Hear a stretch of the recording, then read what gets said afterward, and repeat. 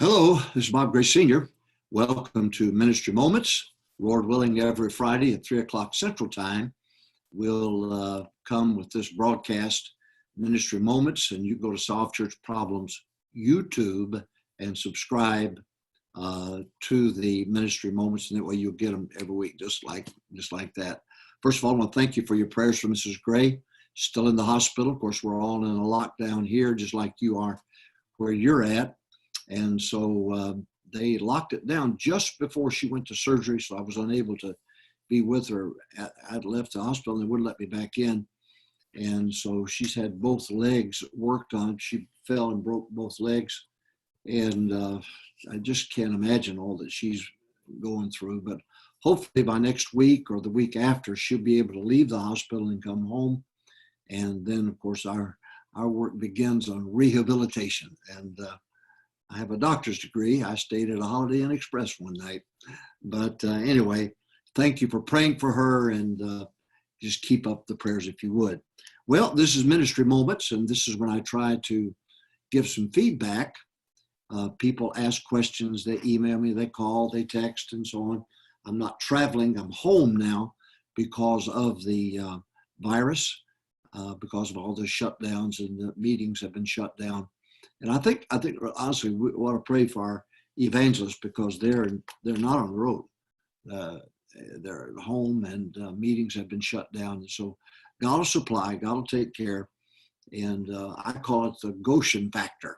We live in Egypt, but we also live in the land of Goshen in Egypt, and God's going to take care and protect. So pray for each other, uplift each other, encourage each other. And this is the time to start pulling together. But I want to talk to you about, during this period of time, Sunday school teachers, and give you some ideas of some things that I've shared with others who've asked, what do I do? We are limited by the crowd size. We don't know what to do. And so we're live streaming. We're doing everything that we can. But let me give you an idea. I think maybe that might be of help on Sunday school teachers. All right. Number one. List your students' addresses by geography. Take a list of all, I'm talking to Sunday school teachers now. Get a list of all of your roll, and I just hope your roll is updated. If it's not, shame on you, it ought to be. But list it by geography. Give go from one close to where you're at to the next area, the next area, next area. And you ought to do that anyway. Because then that way, when you visit students, you can visit them in the several students in one area.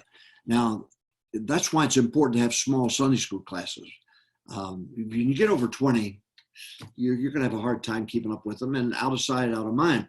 If they're gone for 2 weeks and you're so busy with everything else, you're going to forget about them if you don't have a roll written out. And so I would list your students, have a roll, and categorize it by geography. Number two, make up a grab bag. Make up a grab bag. You could get a clear bag, put a bow on it, and fill that thing as a gift from you, the Sunday school teacher, to the student. So number one, list your students by geography. Number two, make up what I call a grab bag. I'm dating myself, I guess, but fill it with goodies. Fill it with animal crackers or something like that. Fill it with goodies appropriate for their age, but fill it with goodies. Number four, fill it with puzzles and other age appropriate games for the mind. These kids are going to drive their parents crazy. You ought to supply them with some puzzles. Well, I love puzzles. We used to put the great big puzzles together. And give them a puzzle. Give them something that's age appropriate for whatever class, whatever age group you're teaching, and put together a grab bag. List your students by geographical their location. All right. Then fill it with goodies as age appropriate for your Sunday school class. Then fill it with puzzles and other games of the mind to keep them busy. All right. Next, put their name on each bag. So when you put the bag together in a clear bag, put their name on it on the top. Well, every kid loves to see their name in print. And put their name on the bag because you're letting them know this is for you. We have got this bag just for you. It's a gift from your Sunday school teacher to you to let you know I'm thinking of you and praying for you. So you want to list your students by geography.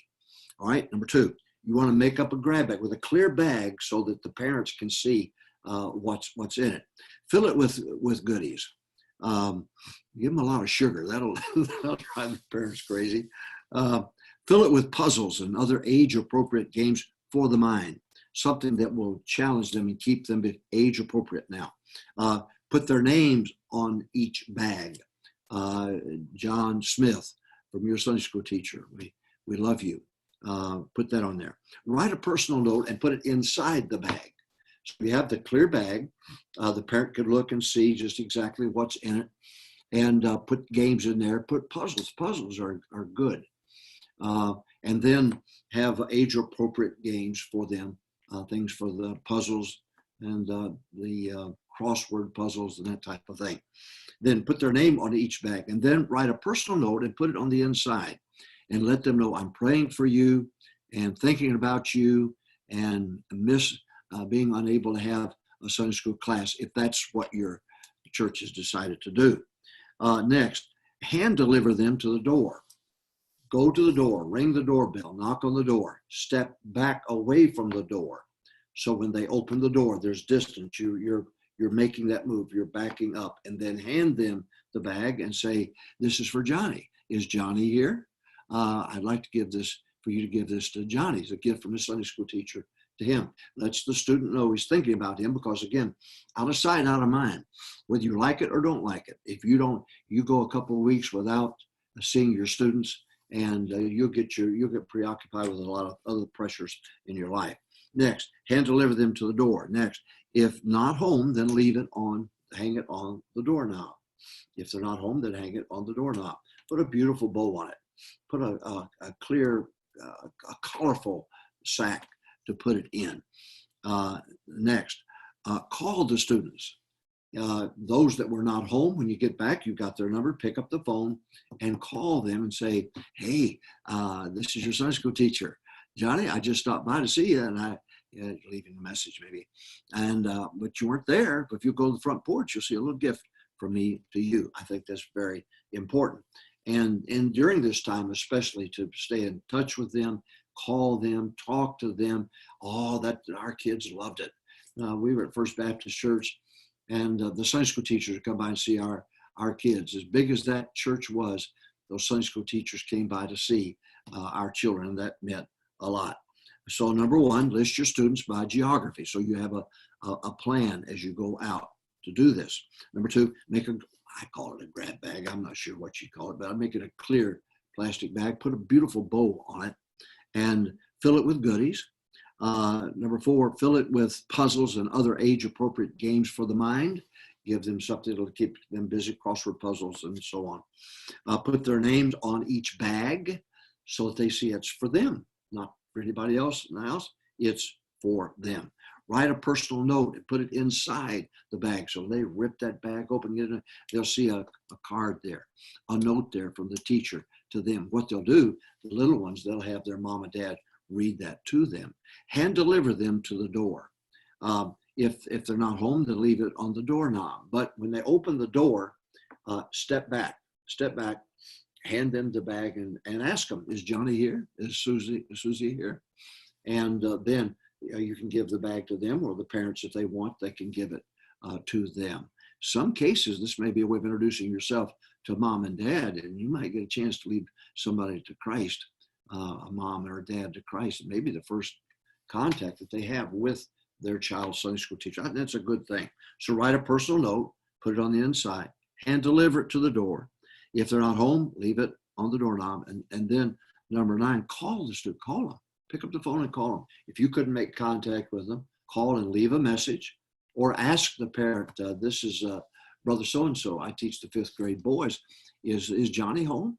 And I'd like to just tell him I left a gift for him on the front porch or on the doorknob. And I think that's very important. Then calling the students, that'll help. Update your class rules. This is a perfect opportunity for address changes and so on like that to update your class rule. One of the biggest downfalls of the Sunday school program is the fact of not having an accurate roll of all of the students that are in your class. Have an accurate roll, and this may be a way of you updating it. Well, Ministry Moments, just some thoughts here that I've shared with others, and there some teachers they thank me for it. Some pastors thank me for it. Maybe it might help you.